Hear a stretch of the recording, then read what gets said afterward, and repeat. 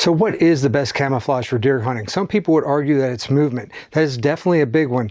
You know, the more you stay still, the better camouflage you are. But the more camouflaged you are, the more movement you can get away with, right? That's my argument. Now, I was in the Army for 21 years. I did 9 combat tours. I was U.S. Army Special Forces Green Beret in the 5th Special Forces Group. Being camouflaged and doing it right is an obsession of mine because I'm focused on doing everything right. Every time I go out to hunt, I'm looking at maximizing my chances. I'm not looking at what I can get away with, and that's what this video is not about. This video is not about what camo can you get away with or what colors can you get away with when hunting. Because you can get away with a lot depending on where you hunt. The environmental factors of where you're hunting make a big difference. Same thing with scent control. If you're in an area where deer see you a lot or see people a lot, your chances of being detected actually go down because they're not as sensitive to people because they're used to the smells, they're used to that, presence, and they're calmer because of it. But in different areas like where I hunt in the big woods, deer are ultra sensitive to everything.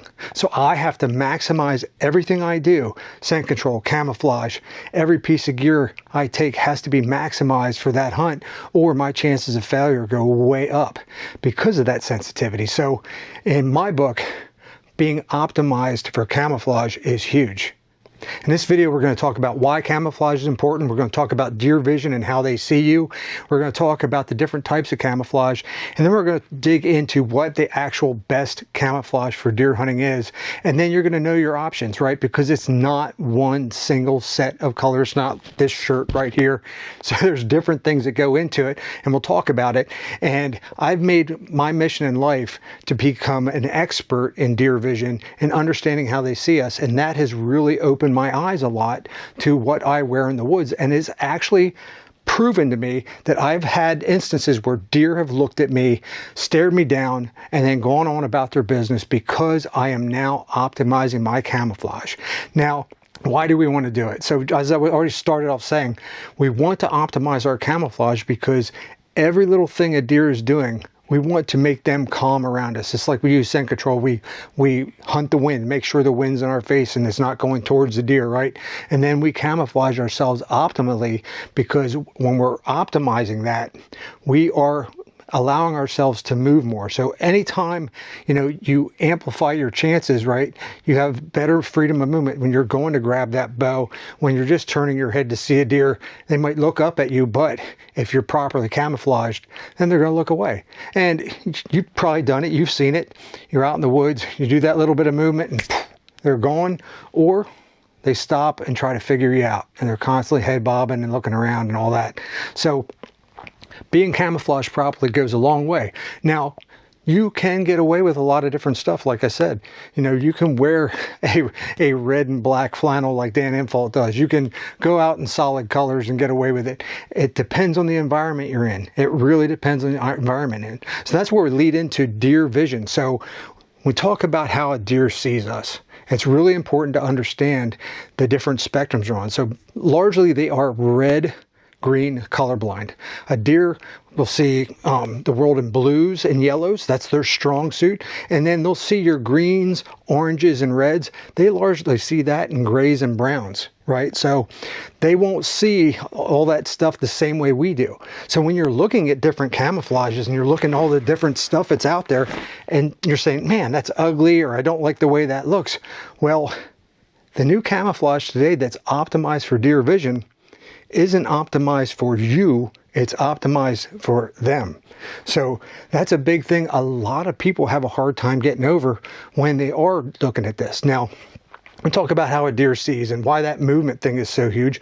A deer has that extremely wide arc field of view. They can see almost 310 degrees, and when they're moving their head around, it can go to like 360, right? They're constantly scanning, they're really looking around them. They are dichromatic versus trichromatic, right? They see the world in combinations of 2 colors, while we're trichromatic and we see the world in 3 colors. So that makes a huge difference in how they see too. And because of the monocular vision they have, they really only have binocular vision when they in that about that 50 to 60 degree area in front of them. That's when they have binocular vision, when they're really focused on a single object. Outside of that, their depth perception goes away and they don't have strong depth perception. So we'll get into why that's important here in a little bit. Deer see on the blue spectrum and UV spectrum very well. So that's why I talked about the blues. Blue is a strong color that they see. Yellows are strong colors that they see. So try to minimize those colors when you are trying to camouflage yourself. They see extremely well. It's really the best in low light conditions. So those times when we really want them to see us the least, that time frame just after it gets light, or just after, just before it gets dark, those time frames are when a deer really sees the best in those low light conditions. And it can be frustrating to you when you're thinking, man, how did I get busted? How do you see me? It's so dark. Well, that's because that's the time when they see the best. Now, when we talk about the UV spectrum, when you have your clothing, you use stuff like Tide or any other laundry detergent that has UV brighteners in it, right? Those brighteners will actually make you stand out to a deer. And the biggest thing that a deer sees outside of movement is contrast. Contrast is huge, meaning if you stand out amongst everything around you because of the colors that you're wearing, or because of that having those UV brighteners in your clothing, and because of deer being able to see contrast so well, that's why I'm a big proponent of not wearing solid colors.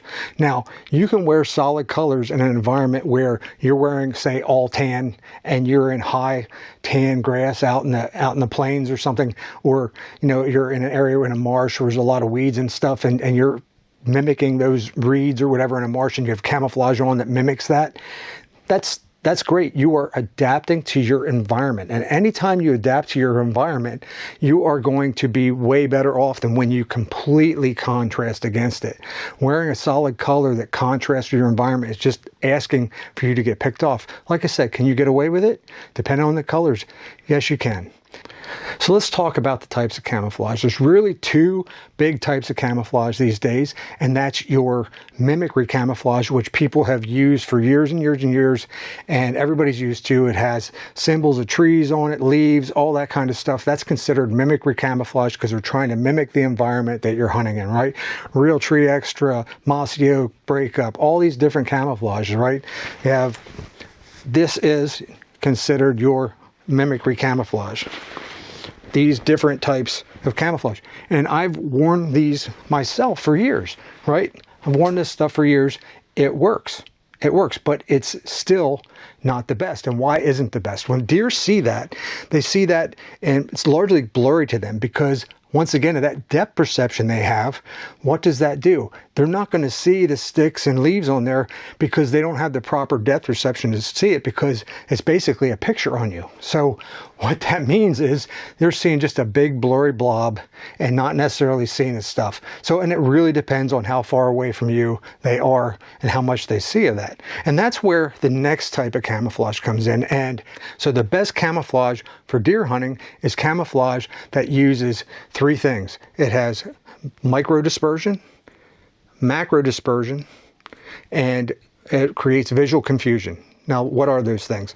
So micro dispersion, we're looking at small little intricate details that basically create, an illusion in front of the deer that breaks everything up in front of them without them really noticing it, because they can't see that fine detail, right? We go back to that blurry effect thing. And then macro dispersion is large blocks of color that blend all that together. And when you have the proper colors aligned for the environment that you're hunting in, that creates visual confusion. So you take those 3 elements together and you have a great camouflage. Well, not always, but you get the idea. So let's talk about why all this works.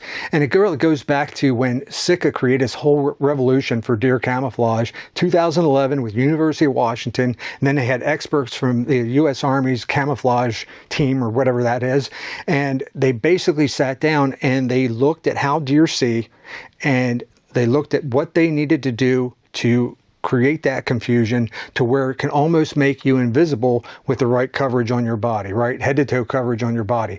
And they came up with what was called at the time open country camouflage. I don't have that in front of me, but that evolved for different environments. And then they came out with the subalpine Optifade subalpine camouflage, which is used in a tremendous amount of early season and even late season environments. And then they evolved to this, which is the elevated 2, which meant for tree stand hunting. Now let's take a look at what I meant about the micro macro dispersion, and I'm going to use the Sitka stuff here as an example. So understand, this is not a Sitka video. There's a lot of camouflages that meet the things that I just talk about with the micro macro dispersion, visual confusion stuff, right? If you go down in the description, there's a link there that goes to my full blog post that talks about all the different environments you can hunt in and the types of camouflages that I feel are optimized for those environments. I've really done my homework on this, and I think that once you see it, you'll understand and you'll say, huh, all these details are here, and I can see what Mike's talking about. And now I can pick the camouflage that's right for me and the area that I hunt in. And that's really what we're talking about here, right? But start off with, let's look at this. Now we dig in to the camouflage here, and they have all kinds of very small, tiny details in here, different digitized patterns. This is a digital camo. So with different disruptions camouflages, you have digital camo, and then you have, you know, stuff that is more streamlined and built for really blending in, I think. But here with this, we have then, you see the larger blocks of color through here, right? There's larger blocks of color. You have the same thing in this, where you have the larger blocks of color in there. And that is meant to also blend with a specific environment that you're hunting in. This is up in the tree. This is on the ground, or even in a tree in different times of the year. So this will need to match the environment you're hunting in. So we take all those things I just talked about, and we say we have to have micro dispersion, we have to have macro dispersion, we have to have a color blend that creates visual confusion, but that color blend needs to match the environment that you're hunting in. And if it doesn't, what do you have? You have the contrast I talked about. And when you contrast, you stand out and you get busted. So if we're optimizing, we're looking at environment and then this. And that's when we're picking the camo that works, right? So for example, look at probably one of the most popular camouflages out there, and there's a reason for it. Now this is the True Timber Strata Camo. It has all the things we talked about in it, right? Has different blends, different shapes, micro, macro dispersion, and a great color blend for visual confusion. It is probably the most licensed all-purpose camouflage for deer hunting that there is, and there's a reason for it. Now, True Timber licensed through Cabela's, Bass Pro, which is all the same now, but there's stuff in Dick's Sporting Goods. There's all kinds of individual companies that also license this and use it. So whereas it used to be, you know, all your mossy oaks and your real trees and stuff like that end up being the top dog, but now a lot of the big brands are shifting over because they know what deer optimized camouflage is, and they don't want to use those other camouflages because they're just not the top tier stuff, and they want to have the top tier stuff on their shelves, and this is definitely one of them. So let's look at one more thing here. And if you really want to maximize your effectiveness with camouflage and have the absolute best camouflage for deer hunting possible, we also have to look at the combination of all the camouflage that I just talked about with your micro, macro dispersion, visual confusion, all that stuff, and then add in the added 3D effect of 3D camo, which is like your ghillie suits and leaf suits. Those will give you even more ability and more flexibility to beat a deer's vision, because that depth perception is always going to be something that hurts them unless they're right on you and really driving into you and you're moving. So I have an example here. This is Duck Camp's Ghillie 2.0. It incorporates their camouflage in it with a great 3D effect. I use this quite a bit in turkey season here. And I also have had this for several years. This is the First Light Spectre Camo that I'm really fond of, and their leaf suit that I've used. I think I have this about 6 years now, along with the hood to go with it. So those are great options. And once again, you have to look at the environment you're hunting in. What is what is going to be surrounding me in that environment. Am I hunting primarily in fall? I'm in a really, really dense green stuff. Am I in swamps? Am I at the top of the mountains? Am I in open country? All these things are things you take into consideration when selecting your camouflage. So let's showcase and look at a couple different companies and the types of camouflage they're using and the environments that they're focused on, just to give you an idea of what I'm talking about. Now, there's a couple companies that are focused specifically on tree stand hunting, one of them being Ozio Gear. Ozio Gear has their owl/raptor camouflage modeled after an owl. This has all the things we talked about in here, but it is really focused on that tree environment. As you can see here, all the colors and stuff are darker hues and stuff, and it all blends in here. There's even some like hints of red and stuff in there as well, and it blends out very well. Like I said, meant for tree stand hunting. But then again, you have very similar thing. Here you have Cryptek, and this is their Skyfall camouflage. All the same things we talked about in this camouflage, right? No difference. So you're seeing kind of a theme here, right? Where we have different camouflage that actually meets a different environment. And let me switch this around. But it still meets the criteria that we're talking about, right? So here you have the Spectre camouflage from First Light. This is, once again, one of the better all-purpose camouflages in my opinion, because of the flow of the camo on here and the colors in it. It really is a multi-environment camouflage, and we don't necessarily want to have 50 different camouflage pieces of clothing, for hunting. We want to be able to have something that kind of blends into everything, and that's where I think the True Timber Strata works very well. I think the Spectre camouflage from First Light is one of those as well. This is a Cryptek camouflage, same properties. You have what I consider to be one of the most detailed on deer vision camouflages you can find, and that's 4 Lows deep cover camouflage. That's optimized for deer encounters 40 yards or less, and then their camouflage that's optimized for over 40 yards and then open areas and mountains is their exposed camouflage, a very different camouflage, but you can see it really has that intricate micro, macro dispersion and color blend for that environment. So we can take through all these different camos. We have Disruption by Huntworth here as well. We have the Kaza camouflage from Numa, Duck Camp's Woodland camouflage, and then we have Kuyu, which has a bunch of different camouflage, but this is their Everday camo, right? Every single one of these has those properties. So when we talk about the best camouflage for deer hunting, we're talking about the clothing that you want to wear, that's the kind that you want to wear that is optimized for the way you're hunting, the apparel you want to buy, and then looking at the camouflage option to see if it fits your style of hunting and the environment you're hunting in, whether it's the south, the north, out west. All these different environments are different, and we want to wear camouflage that's optimized for those. So with all that being said, please hit that like button. It really helps us out. I appreciate it. And go down, like I said, in the description, click on that link to my website. Go there, read the blog post. You'll see all the different things mapped out there, and I think you'll get a better understanding of everything I talked about. So I'm Mike, the Everyday Bow Hunter, and I will see you next time.